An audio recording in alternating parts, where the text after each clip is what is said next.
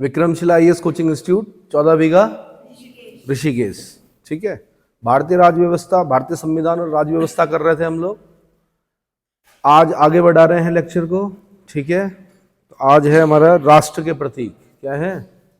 राष्ट्र के प्रतीक। Group C से लेकर और आईएएस तक काम आते हैं क्वेश्चन। क्या आते हैं? तो सबसे पहले भाई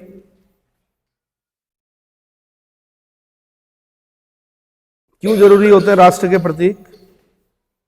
तो जो राष्ट्र के प्रतीक है वो भारतीय पहचान और विरासत का मूल हिस्सा हैं। यह नागरिकों में राष्ट्रीय भक्ति, गौरव, आत्मसम्मान एवं आत्मोत्सर्ग की भावना का संचार करते हैं। हो सकता है कभी इंटरव्यू में आपसे पूछ लें, क्या पूछें कि भाई क्या जरूरत है इन राष्ट्रीय प्रतीक, जो नेशनल सिंबल्स हैं, इनकी जरूरत होती क्या है? तो आपने क्या बोलना है? आपने बोलना है यह प्रतीक भारतीय पहचान और विरासत का मूल हिस्सा है। यह नागरिकों में राष्ट्रभक्ति, गौरव, आत्मसम्मान एवं आत्मोत्सर्ग की भावना का संचार करते हैं। तो सबसे पहले हम राष्ट्रीय ध्वज के बारे में पढ़ लेते हैं, नेशनल फ्लैग। तो भारत के राष्ट्रीय ध्वज में समान अनुपात में सबसे ऊपर केसरिया, कौन सा रंग है? केसरिया, मध्य में सफेद, नीचे हरे रंग की 3 क्षैतिज पट्टियां होती हैं। ध्वज की लंबाई और चौड़ाई आपका जो अनुपात होता है वो कितना होता है? 3:2 के रेशियो में होता है। तिरंगा की सफेद पट्टी के मध्य में गहरे नीले रंग का, किस रंग का? नीले रंग का चक्र बना है जिसमें 24 तीलियां हैं। अब क्या होता है, बच्चों को तो याद रहती है चीजें, अब जैसे जैसे बड़े होते हैं तो वैसे वैसे न्यूरॉन्स कम होते रहते हैं। ठीक है, और इतना उलझ जाते हैं आप लोग कि तिरंगे की तरफ देखते भी नहीं हैं, ध्यान नहीं देते हैं। तो अब आपने ध्यान देना है कि कहाँ से क्वेश्चन पूछेगा? तीलियां पूछेगा। एक तो कितनी है? 24 तीलियां हैं। कितनी? किस रंग का है चक्र? नीले रंग का है। ठीक है, इस चक्र को सारनाथ में स्थित अशोक स्तंभ से लिया गया है। ये जो चक्र है ये कहाँ से लिया गया है? आंसर सारनाथ, जो कि वाराणसी के निकट पड़ता है उत्तर प्रदेश में। वहां पर जो अशोक का स्तंभ है, सिंह स्तंभ जिसको बोलते हैं, वहां से लिया गया है चक्र। ठीक है, अब देखो, क्योंकि 15 अगस्त 1947 को हमें झंडा चाहिए था। क्या चाहिए था? इसलिए 22 जुलाई 1947 को क्या किया गया? संविधान सभा ने राष्ट्रीय ध्वज तिरंगे को अंगीकृत किया। तो यहां से डेट पूछेगा कि राष्ट्रीय ध्वज को हमने कब अंगीकृत किया? आपने बोलना 22 जुलाई 1947, क्योंकि 15 अगस्त 1947 को हमें क्या करना था? ध्वजारोहण करना था। इतना समझ में आ गया? ठीक है, तो 22 जुलाई 1947 भारतीय संविधान सभा ने राष्ट्रीय ध्वज तिरंगे को अंगीकृत किया। ठीक है, ध्वज में स्थित केसरिया रंग, अब ये पूछेगा आपसे किसका प्रतीक, किसका वो है प्रतीक है? आंसर त्याग का प्रतीक है। केसरिया किसका है? त्याग और बलिदान का प्रतीक है। सफेद रंग सत्य का प्रतीक है, शांति का प्रतीक है, पवित्रता का प्रतीक है। तो सफेद रंग में 3 चीजें बोलनी है आपने, सत्य, शांति और पवित्रता। हरा रंग जो है वो देश की समृद्धि एवं उर्वरता का प्रतीक है। किसका? समृद्धि और उर्वरता का प्रतीक है। ठीक है, और सभी धर्मों का सम्मान भी दिखता है तिरंगे में। केसरिया जो रंग होता है वो किनका होता है? देखिए, किताबों में नहीं लिखा हुआ, लेकिन अगर जिसने बनाया बड़ा सोच समझ के बनाया होगा। केसरिया रंग हिंदुओं का, ठीक है, सफेद रंग आपका जैनियों का, सिखों का, बीच में चक्र जो है बौद्धों का, हरा रंग जो है वो मुस्लिमों का। मतलब सभी धर्मों को भी ध्यान में रखते हुए क्या किया गया है? हालांकि ये किताबों में नहीं लिखा गया है, पर जिसने बनाया उसने क्या किया? सभी चीजें क्या की होंगी? देखी होंगी। पर आपने बोलना है कि हरा रंग है हरी हमारी खेती की अंगड़ाई का, केसरिया बल देने वाला सफेद है सच्चाई का। ठीक है, तो केसरिया रंग त्याग और बलिदान का है, सफेद रंग सत्य, शांति और पवित्रता का है, हरा रंग देश की समृद्धि का है, उर्वरता का प्रदर्शक है। ठीक है, चलो जी। और ध्वज संहिता होती है। अभी मैं देख रहा था कुछ लोगों ने क्या है, ध्वज जो राष्ट्रीय ध्वज जो है वो एक मुहिम चली थी कि सबने लगा दिए तो लगा दिए, भाई वो खराब हो गए पर लगे हुए हैं अभी तक। अरे भाई, ध्वज संहिता होती है, ध्वज का अपमान नहीं करना है, घुटनों से नीचे नहीं ले जाते हैं ध्वज को। ध्वज को फहराने का एक समय होता है, उसको क्या करना है? रात को भी अगर ध्वजारोहण, ध्वज फहरा हुआ है तो उस पर लाइट पड़नी चाहिए। अंधेरे में नहीं रखते हैं राष्ट्रीय ध्वज को। किसमें नहीं रखते हैं? झंडे को फाड़ा नहीं जाता है, जलाया नहीं जाता है। एकांत जगह पर कहीं पर अगर उसको क्या करना है आपने? मतलब अगर कोई झंडा पुराना हो गया तो एकांत जगह पर सम्मान के साथ उसको क्या किया जाता है, मतलब उसे खत्म किया जाता है, अगर करना भी सम्मान के साथ, है ना। अगला राष्ट्रीय चिन्ह, नेशनल एम्बलम क्या है? भारत का जो राष्ट्रीय चिन्ह है वो सारनाथ स्थित अशोक के सिंह स्तंभ की अनुकृति है। सारनाथ मैंने बता दिया आपको, वाराणसी, उत्तर प्रदेश, वाराणसी के निकट सारनाथ पड़ता है। और सारनाथ में एक स्तूप भी है, कौन सा है? धमेक स्तूप। कौन सा स्तूप है? धमेक स्तूप का है सारनाथ में। मूल स्तंभ के शीर्ष पर 4 सिंह हैं जो चारों दिशाओं में पीठ किए हुए बैठे हैं, मतलब चारों दिशाओं में उनके मुंह हैं, ठीक है। वहां तक सबका ध्यान जाता है, लेकिन मैंने कहा यूपीएससी ने नीचे से क्वेश्चन पूछा कि नीचे भी जानवर बने हुए हैं, तो वो जानवर कौन से हैं? चौकड़ी मारता हुआ घोड़ा है, सांड है, हाथी है और व्याघ्र है। हाथी और व्याघ्र आपको दिखाई नहीं देंगे, क्योंकि जब भी फोटो होगी तो क्या होगा, आगे के 2 दिखाई देंगे, घोड़ा और सांड। हाथी और व्याघ्र पीछे की तरफ है। यूपीएससी ने इसीलिए क्वेश्चन पूछा। और कहां से पूछा? उस टाइम पर एक किताब आती थी भारत, भारत के नाम से, अभी भी आती होगी, सरकारी आंकड़े होते हैं उसमें। जैसे भारत 2024 आएगी, अब क्या आएगी? तो भारत 2024 में सारे सरकारी आंकड़े होते हैं। क्या होते हैं? उसमें ये सब चीजें लिखी हुई थी, तो वहां से क्वेश्चन बनाया यूपीएससी ने, क्योंकि भारत सरकार के मंत्रालयों द्वारा वो क्या होती है, पब्लिश होती है, ठीक है। उसके आंकड़े बिल्कुल सही माने जाते हैं, तो वहां से क्वेश्चन पूछा उन्होंने, ठीक है। सिंह जो है वो साहस और निर्भीकता का प्रतीक है। किस चीज का प्रतीक है? साहस और निर्भीकता का प्रतीक है। पट्टी के मध्य में धर्म चक्र है, उसमें 24 तीलियां हैं।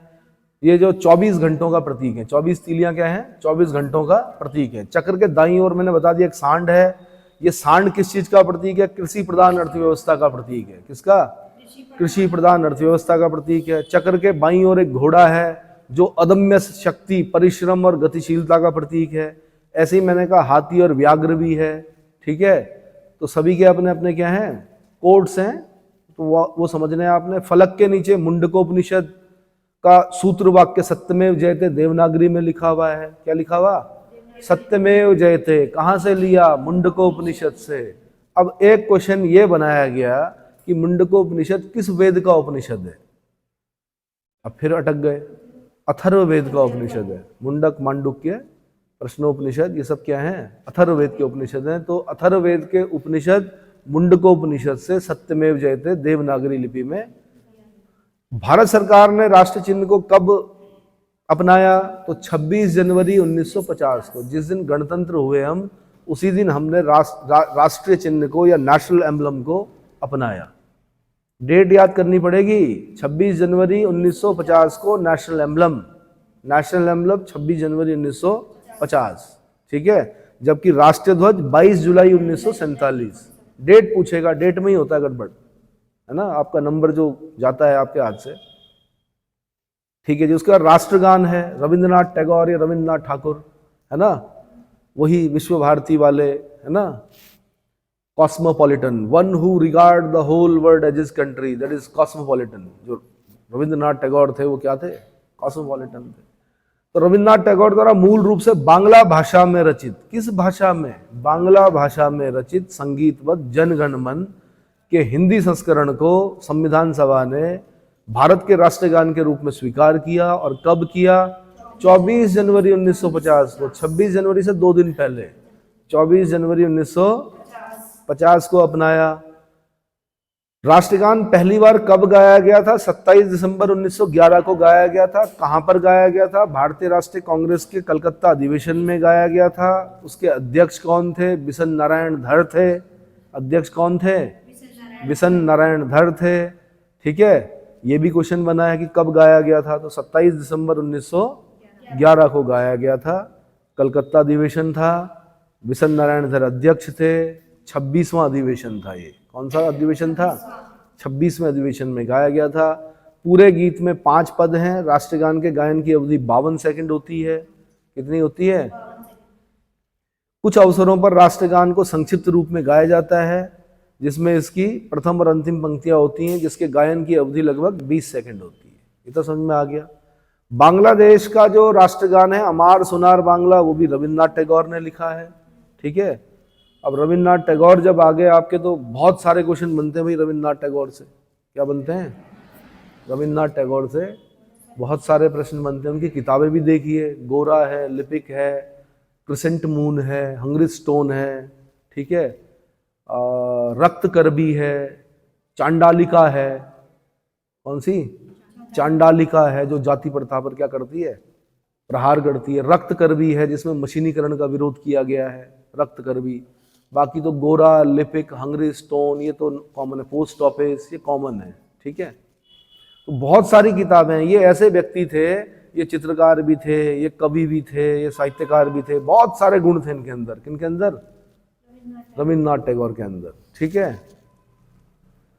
और क्या बोलते हैं, चंपारण सत्याग्रह की सफलता पर महात्मा गांधी को या मोहनदास करमचंद गांधी को महात्मा कहने वाले व्यक्ति भी कौन थे?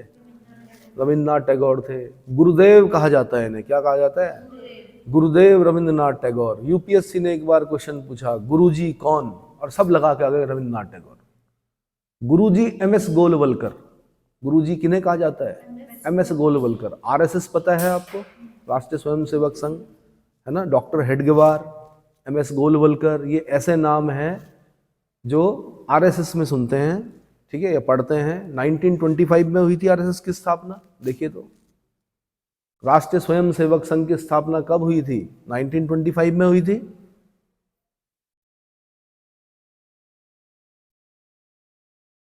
बताइए भाई।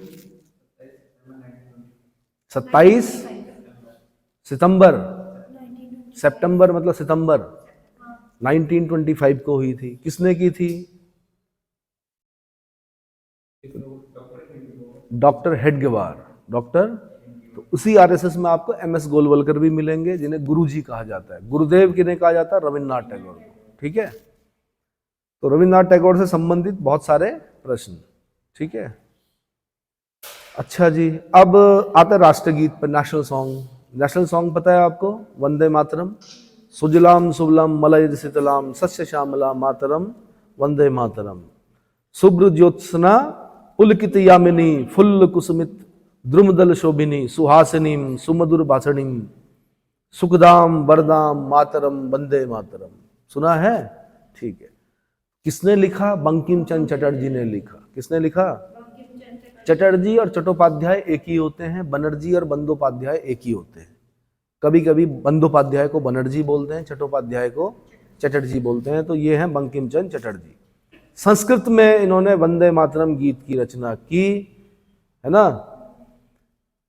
तो ये नेशनल सॉन्ग है, जबकि वो क्या था? नेशनल एंथम था। ये नेशनल सॉन्ग है। इतना समझ में आया?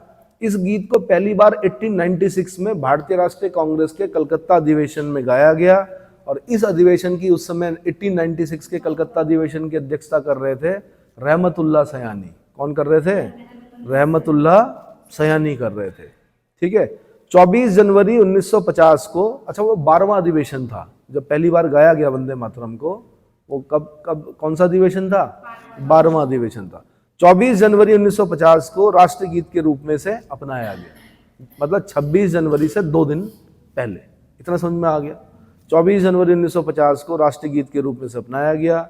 यह गीत बांग्ला भाषा में लिखित आनंद मठ, कौन सी किताब? आनंद मठ किसने लिखी? बंकिम चंद्र चटर्जी ने लिखी, है ना। और कपाल कुंडला किसने लिखी? बंकिम चंद्र चटर्जी ने लिखी। लेकिन आनंद मठ से हमने क्या कर रखा है? राष्ट्रगीत निकाल रखा है, ठीक है। आनंद मठ में किसके बारे में लिखा बंकिम चंद्र चटर्जी ने? सन्यासी विद्रोह के बारे में लिखा। किसके बारे में लिखा? सन्यासी विद्रोह। बड़ा भयानक विद्रोह था। सन्यासी विद्रोह के नेता कौन थे? द्विज नारायण और कीना सरकार थे। कौन थे? द्विज नारायण और कीना सरकार। तीर्थ यात्रा पर कर लगा दिया। तीर्थ यात्रा पर जैसे कर लगाया, सन्यासियों ने विद्रोह कर दिया। बड़ा खतरनाक विद्रोह था। मुझे बताइए, बंगाल में हुआ था सन्यासी विद्रोह। कब हुआ था सन्यासी विद्रोह? द्विज नारायण और कीना सरकार याद रखना भैया आपने, सन्यासी विद्रोह के नेता। एक फकीर विद्रोह भी हुआ, वो अलग है। ये सन्यासी विद्रोह बोल रहा हूं मैं। फकीर विद्रोह के नेता बताइए भाई, सीनियर। फकीर विद्रोह के नेता अब प्रश्न पूछ लिया तो परेशान हो गए। सन्यासी विद्रोह की डेट, फकीर विद्रोह के नेता ढूंढो भाई।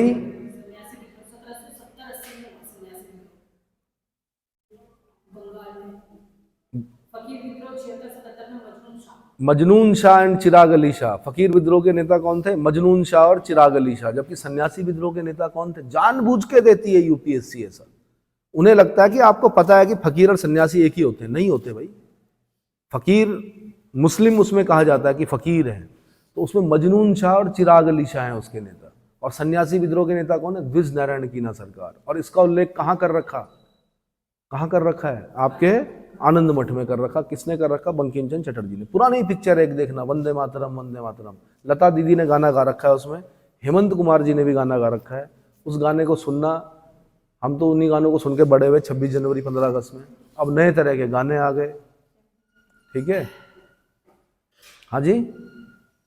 कब हुआ ये सन्यासी विद्रोह? 1700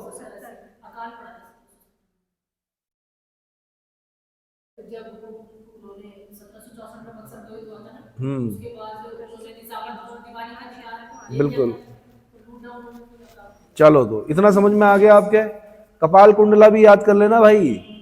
कपाल कुंडला किसकी है? बंकिम चंद्र चटर्जी की है। जबकि चांडालिका किसकी है? रविन्द्रनाथ टैगोर की है। चांडालिका क्वेश्चन आता है ये कई बार। चांडालिका, हु रोट द बुक चांडालिका। ठीक है, अगला राष्ट्रीय पंचांग, नेशनल कैलेंडर। भारतीय राष्ट्रीय पंचांग या भारत का जो राष्ट्रीय कैलेंडर है, भारत के उपयोग में आने वाले सरकारी सिविल कैलेंडर है। दूरदर्शन पे जब पहला जो होता था तो वो बताते थे कि आज क्या है, तारीख इतनी इतनी है, शक सम्मत बताते थे, है ना। तो शक सम्मत पर आधारित है। क्वेश्चन पूछा है एक बार कि जो हमारा राष्ट्रीय पंचांग है, नेशनल कैलेंडर है, वो किस पर आधारित है? शक सम्मत पर आधारित है। शक सम्मत का प्रारंभ किसने किया था? कुषाण शासक कनिष्क ने किया था। कब किया था? 78 एडी में किया था। ठीक है, 78 एडी में किया था शक सम्मत। शक जो थी जनजाति थी, एक जाति थी जो बाहर से आई थी, क्या हम पर क्या करने के लिए? मतलब युद्ध करने आई थी, लूटने आई थी। कौन था शक राजा? कोई 2-4 नाम बताइए शक राजाओं के। शक बोल रहा हूं मैं। शक शासक नहपान था और रुद्रदामन। शक शासक रुद्रदामन। जूनागढ़ अभिलेख, हाँ जूनागढ़ अभिलेख। और कार्दमक वंश का था, कार्दमक शाखा का था। शकों की कार्दमक शाखा का था कौन? शकों की कार्दमक शाखा का कौन था? रुद्रदामन, जिसने जूनागढ़ अभिलेख बनवाया। क्या बनाया? गिरनार अभिलेख लिखवाया जिसने। संस्कृत में लिखा हुआ पहला अभिलेख रुद्रदामन का जूनागढ़ अभिलेख। कमाल की बात है कि भारत में संस्कृत में जो पहला अभिलेख शिलालेख खुदवा रहा है वो कौन है? बाहर का राजा है, शक शासक रुद्रदामन। और एक नहपाण है, वो क्या है? कार्दमक शाखा का नहीं, छैरात वंशी है वो। किसका? नासिक में रहता था, है ना, सातकर्णी ने। ठीक है, तो भाई शक सम्मत पर आधारित है। अनुश्रुतियां किसे सकारी के नाम से जानती हैं? सकारी, चंद्रगुप्त विक्रमादित्य को। किसको? चंद्रगुप्त विक्रमादित्य को सकारी के नाम से जाना जाता है, क्योंकि शकों का उन्मूलन करने वाला कौन? शकों का उन्मूलन करने वाला कौन था? चंद्रगुप्त विक्रमादित्य था। इसलिए उसे अनुश्रुतियां जो है उसको क्या बोलती हैं? सकारी बोलती हैं। समझ में आया? ठीक है, तो ठीक है भाई। ग्रेगोरियन कैलेंडर के साथ साथ शक सम्मत पर आधारित है हमारा कौन? राष्ट्रीय पंचांग। ठीक है, 22 मार्च 1957 को अपनाया गया। इसे 57 में अपनाया गया। देश आजाद हो गया, गणतंत्र दिवस भी मना लिया 7 साल बाद गणतंत्र के, 1957 में। कब? 22 मार्च 1957 को। 22 मार्च को ही क्यों अपनाया? क्योंकि पहला दिन 22 मार्च ही होता है। ठीक है, जब लीप ईयर होता है तब 21 मार्च होता है, और जब लीप ईयर नहीं होता है तब क्या होता है? 22 मार्च। जिस वर्ष में 4 का भाग चला जाए उसको क्या बोलते हैं? Leap year. ठीक है, और जिस वर्ष में 4 का भाग न जाए तो वो क्या हो गया? आपका सामान्य वर्ष हो गया। तो सामान्य वर्ष में, क्योंकि पहला महीना जो होता है हमारा चैत्र होता है। क्या होता है? चैत्र होता है। और चैत्र में जो पहला दिन होता है वो 22 मार्च को आता है, इसलिए 22 मार्च 1957 को अपनाया। अब एक बार यूपीएससी ने क्वेश्चन पूछा कि इसका पहला महीना कौन सा, तो चैत्र। फिर बाद में पूछा इसका अंतिम महीना कौन, तो फागुन, है ना, फागुनी पाठक। पहले नाम ऐसे रखते थे, लड़की फागुन में पैदा हुई तो फागुनी, आषाढ़ में पैदा हुई तो आषाढ़ी। ठीक है, तो फागुन अंतिम महीना क्या हो गया, फागुन। अब 12 के 12 महीने कोई बताएगा मेरे को कौन कौन से? चैत्र, बैसाख, ज्येष्ठ, आषाढ़, श्रावण, भादो या भाद्रपद, अश्विन, कार्तिक, मार्गशीर्ष या मंगशीर, पौष, माघ, फागुन। ठीक है, ये 12 महीने होते हैं हमारे, कौन से? हिंदी वाले। कृपया इन्हें भी याद करें। सितंबर, अक्टूबर, नवंबर, दिसंबर, ये इससे ठीक है। अब जमाना, आपने ग्लोबल लैंग्वेज बना दिया इंग्लिश को, तो ठीक है, अब उसे भी याद करो, लेकिन साथ साथ प्राचीनता के भी पोषक बनो, नवीनता के उन्नायक बनो। क्या करो? प्राचीनता के पोषक और नवीनता के उन्नायक। हाँ, चलो भाई अगला बता दूं। इसके बाद होता है भाई राष्ट्रीय पशु, बाघ होता है ना, पैंथरा टाइग्रिस, टाइग्रिस बोलते हैं उसको, पैंथरा टाइग्रिस राष्ट्रीय पशु है भारत का। और बंगाल टाइगर, 1973 में बंगाल टाइगर को राष्ट्रीय पशु घोषित करने के साथ ही भारत में बाघों को बचाने के लिए प्रोजेक्ट टाइगर प्रारंभ किया गया। 1973 याद करना है, और आपको याद करना है अपना नेशनल पार्क, कौन सा? नैनीताल और पौड़ी वाला जिम कॉर्बेट नेशनल पार्क। कौन सा? Jim Corbett national park. समझ में आया? कौन जिम कॉर्बेट? शिकारी, मैन ईटर ऑफ कुमाऊं लिखी जिसने, रुद्रप्रयाग का आदमखोर बाघ लिखी जिसने, गुलाब राय में मारा जिसने, है ना, बाघ को। तो भाई जो पहला प्रोजेक्ट टाइगर शुरू हुआ वो हमारे उत्तराखंड में, उस समय उत्तर प्रदेश में थे हम, तो उत्तराखंड में कहां पर? जिम कॉर्बेट नेशनल पार्क में शुरू हुआ। इतना समझ में आ गया? तो इससे पहले शेर राष्ट्रीय पशु था। इससे पहले क्या था? और बब्बर शेर हमारे खाली गिर में मिलते हैं। गिर कहाँ है? गुजरात में। भारत में बब्बर शेर कहाँ मिलते हैं? गिर, गुजरात में। ठीक है, शेर समझते हो ना? शेर समझते हो, जिसका काफी क्या होता है? हाँ, तो अफ्रीकी शेर तो और बड़े होते हैं, और शेर अकेले शिकार करता है ऐसा बोलते हैं लोग, लेकिन शेर शिकार नहीं करता है। शेरनी शिकार करती है, शेर को खिलाती पिलाती है। शेर सिर्फ अपने दल की रक्षा करता है बस, राजा, है ना। तो ये ध्यान रखना भाई। तो 1973 से बंगाल टाइगर को राष्ट्रीय पशु घोषित किया गया। पैंथरा टाइग्रिस बोलते हैं इसको, इतना समझ में आ गया होगा मेरे ख्याल से। उसका राष्ट्रीय पक्षी मयूर है भाई। पावो क्रिस्टेटस बोलते हैं, क्रिस्टेटस बोलते हैं किसको? मयूर को, मोर को। भारत का राष्ट्रीय पक्षी है। 26 जनवरी 1963, 1963। डेट याद कर लेना भैया, डेट से पूछेंगे। मैं भी डेट से क्वेश्चन पूछूंगा आपसे। जब पेपर बनाऊंगा तो किससे पूछूंगा? डेट से पूछूंगा, क्योंकि मुझे पता है 1963 याद रहना नहीं है। तो आप ये मान के चलना कि 73 में बंगाल टाइगर और 63 में कौन? उससे 10 साल पहले मोर। ठीक है, राष्ट्रीय पक्षी घोषित किया गया। भारतीय वन एवं वन्य प्राणी सुरक्षा अधिनियम 1972 के अंतर्गत मयूर को पूर्ण संरक्षण प्राप्त किया गया, प्रदान किया गया है। मोर मार नहीं सकते आप। क्या नहीं कर सकते? पहले मारते थे लोग मोर। अशोक के बारे में बताया जाता है कि अशोक ने बौद्ध धर्म ग्रहण कर लिया, लेकिन उसके किचन में हमेशा 2 मोर और 1 हिरन कटते रहे। तो काहे की अहिंसा भाई? आप राजा हो तो क्या, 2 मोर और 1 हिरन। रोमिला थापर बोलती हैं 2 मोर और 1 हिरन कटते रहे। किसके किचन में? अशोक के किचन में। लोग खाते थे पहले मोर। अब नहीं मार सकते, पूर्ण संरक्षण प्राप्त है। इसका जंतु वैज्ञानिक नाम क्या है? पावो। जूलॉजिकल नेम जो है पावो क्रिस्टेटस है। क्या है? पावो क्रिस्टेटस। राष्ट्रीय पुष्प, नेशनल फ्लावर जो है हमारा, वो क्या? कमल है। इसको बोलते हैं नेलम्बो न्यूसिफेरा। इसका जो बॉटनिकल नेम है वो क्या? नेलम्बो न्यूसिफेरा। ठीक है, भारत का राष्ट्रीय पुष्प है। यह पवित्रता, उपलब्धि, लंबे जीवन और अच्छे भाग्य का प्रतीक है। किसका?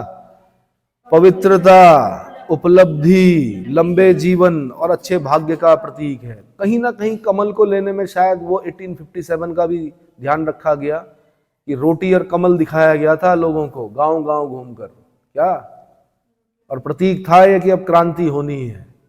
ठीक है। अब ये ना बोले भाई कि बीजेपी का प्रचार कर रहे थे वो 1857।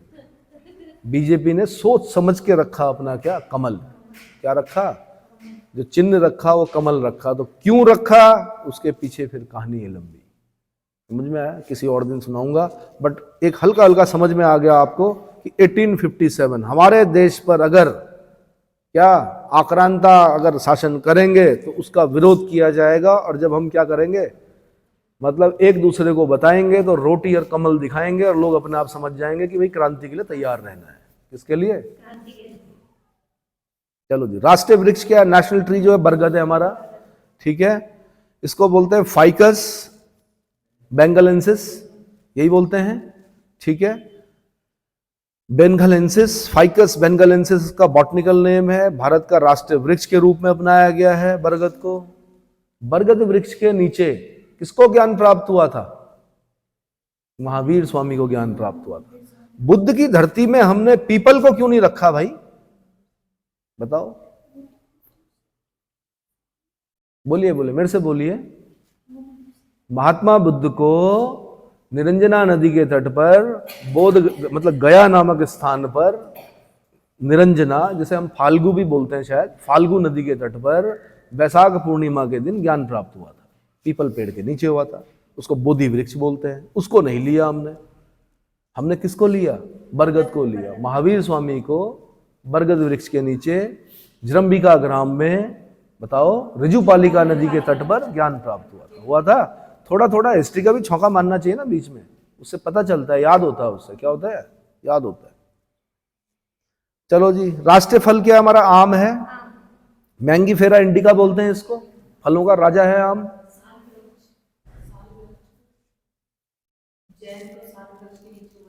महावीर स्वामी को साल वृक्ष के नीचे हुआ था भाई, बरगद के नीचे नहीं हुआ था।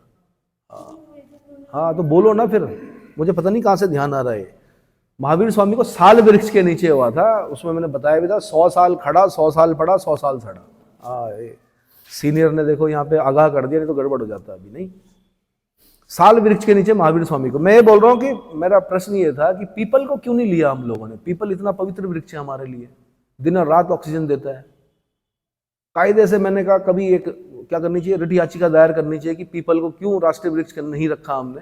बरगद जो है ना, उसको फैलने की प्रवृत्ति होती है। क्या होती है? पीपल की भी होती है, पर बरगद की जो प्रवृत्ति होती है फैलने की, वो क्या है, ज्यादा होती है। ठीक है, चलो जी, राष्ट्रीय फल जो है वो आम है।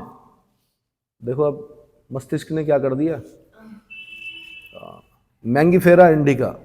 राष्ट्रीय नदी कौन सी है भाई? नेशनल रिवर कौन सी है भाई? एक बार फिर सही कर देना। साल वृक्ष के नीचे हुआ था महावीर स्वामी को क्या ज्ञान प्राप्त। ठीक है, बरगद कहीं और से आ गया मुझे यार। अच्छा, राष्ट्रीय नदी कौन सी है, नेशनल रिवर कौन सी है भाई? गंगा नदी। कौन सी है? गंगा नदी है। भारत की सबसे लंबी नदी है, 25-25 किलोमीटर लंबी है। कितनी है? 25-25 किलोमीटर लंबी है, 2525 किलोमीटर। इसका उद्भव उत्तराखंड में पता ही है आपको। वो भागीरथी का उद्गम होता है कहाँ से? गौमुख से, लेकिन गंगा बनती है देवप्रयाग से। जब अलकनंदा भागीरथी का संगम हो जाता है देवप्रयाग में, सुदर्शन क्षेत्र में, तब वहां से गंगा नाम पड़ता है उसका। ठीक है। राष्ट्रीय विरासत पशु कौन सा है? नेशनल हेरिटेज एनिमल कौन सा है? एशियाई हाथी। कौन सा है? एशियाई हाथी। राष्ट्रीय विरासत पशु के रूप में अक्टूबर 2010 में घोषित किया गया। क्या किया गया? अक्टूबर 2010 को खास याद रखना है। राष्ट्रीय वन्यजीव की स्थानीय बोर्ड समिति ने इस संदर्भ में 13 अक्टूबर 2010 की बैठक में स्वीकृति प्रदान की थी। ठीक है, एशियाई हाथी। ठीक है, उसके बाद राष्ट्रीय मुद्रा। राष्ट्रीय मुद्रा क्या है भाई हमारी? भारतीय रुपए को 15 जुलाई 2010 को डॉलर, यूरो, पाउंड और येन की तरह नया प्रतीक मिल गया। कब? 2010 से पहले हम RS लिखते थे रुपीज, अब हम क्या करते हैं? रॉ लिखते हैं, 2 छत डालते हैं। क्या करते हैं? तो ये भी बनाया किसने? रुपए का नया जो प्रतीक है, देवनागरी लिपि में र और रोमन लिपि में R को मिलाकर बनाया गया है। इस प्रतीक के डिजाइनर कौन है? D उदय कुमार। ये क्वेश्चन बना था 2010 में, है ना? D उदय कुमार थे। कौन थे? D उदय कुमार। फिर अगला राष्ट्रीय जलीय जीव। राष्ट्रीय जलीय जीव, मीठे पानी की डॉल्फिन, गंगा डॉल्फिन। ठीक है, जिसको बोलते हैं प्लेटलिस्टा गेंजेटिका। क्या नाम है इसका? Zoological name Platanista gangetica. तो भारत का राष्ट्रीय जलीय जीव है। 18 मई 2010 को भारत के पर्यावरण और वन मंत्रालय ने राष्ट्रीय एक्वेटिक पशु के रूप में गंगा डॉल्फिन को भारत का राष्ट्रीय जलीय जीव घोषित किया। ये यूपीएससी का क्वेश्चन रहा है कि राष्ट्रीय जलीय जीव कौन है, उसका जूलॉजिकल नेम क्या है, तो पता चला प्लेटलिस्टा गेंजेटिका है। क्या है? प्लेटलिस्टा गेंजेटिका, गंगा डॉल्फिन बोलते हैं उसको। ठीक है। 5 अक्टूबर 2009 को जो तत्कालीन प्रधानमंत्री मनमोहन सिंह जी थे, उनकी अध्यक्षता में गंगा नदी घाटी प्राधिकरण की बैठक में बिहार के तत्कालीन मुख्यमंत्री नीतीश कुमार के सुझाव पर गंगा डॉल्फिन को राष्ट्रीय जलीय जीव घोषित किए जाने का आग्रह किया गया था, जिसके बाद यह निर्णय लिया गया। इतना समझ में आ गया? ठीक। भारतीय ध्वज संहिता, भाई थोड़ा उसके बारे में पढ़ लेते हैं। 2002 की है भारतीय ध्वज संहिता। कब की है? 2002 की है। 26 जनवरी 2002 से प्रभावी हुई। उसमें विधि, परंपराओं, प्रविधियों और अनुदेशों सभी को एक साथ रखा गया है। भारत की ध्वज संहिता 2002 के अनुसार आम नागरिकों, प्राइवेट संगठनों, शैक्षणिक संस्थानों आदि द्वारा राष्ट्रीय ध्वज के प्रदर्शन पर कोई पाबंदी नहीं है। पहले नहीं फहरा सकते थे भाई, लेकिन बाद में क्या कहा गया?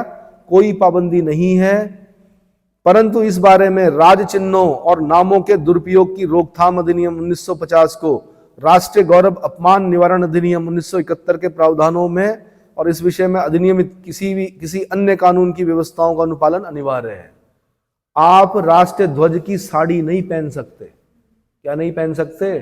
आप राष्ट्रीय ध्वज को नीचे नंबर प्लेट पे नहीं लगा सकते जिस पे कीचड़ लगता हो। आप राष्ट्रीय ध्वज को जूतों पे नहीं लगा सकते। समझ में आया? तो राष्ट्रीय ध्वज को ठीक है बोल दिया। एक व्यक्ति थे, नाम बताइए भाई, वो विदेश गए, उन्होंने देखा सब लोग झंडे फहरा रहे हैं, हमारे यहाँ सिर्फ सरकारी बिल्डिंग्स पर झंडे ध्वजारोहण होता था। उन्होंने कहा मैं प्राइवेट, जिंदल थे उनका नाम, जिंदल, देखिए कौन से जिंदल थे। उन्होंने कोर्ट में याचिका दायर की, जनहित याचिका। उन्होंने कहा कि सबको क्या होना चाहिए? ध्वजारोहण का अधिकार होना चाहिए। तो सरकार ने फिर क्या किया? भारतीय ध्वज संहिता बोला कि ठीक है, आप सभी को ध्वजारोहण का क्या है? अधिकार है, लेकिन आप ध्वज का अपमान नहीं करेंगे। क्या नहीं करेंगे? हाँ, सड़कों पर नहीं बनाते कभी राष्ट्रीय ध्वज। क्या नहीं बनाते हैं? कोई एक नवीन जिंदल केस था, बिल्कुल नवीन जिंदल जी की वजह से आप क्या कर सकते हैं? राष्ट्रीय ध्वज को फहरा सकते हैं। ठीक है, इतना समझ में आ गया। अब इसके बाद मुझे अगला पार्ट, कितना मिनट हो गया भाई देखो, क्योंकि अगला पार्ट शुरू होने वाला है 32 मिनट, तो इतना ही करो। मैं अगला पार्ट अगले वीडियो में बनाऊंगा।